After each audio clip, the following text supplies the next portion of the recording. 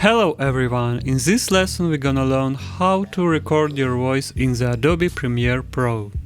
So I have prepared clip in the timeline, and to record your voice we need to go to the timeline and search for microphone icon. If you don't have this mic icon on your audio track, then you need to right click on any audio track and choose Customize. There will definitely be a microphone icon and drag it to the audio layer. Then press OK.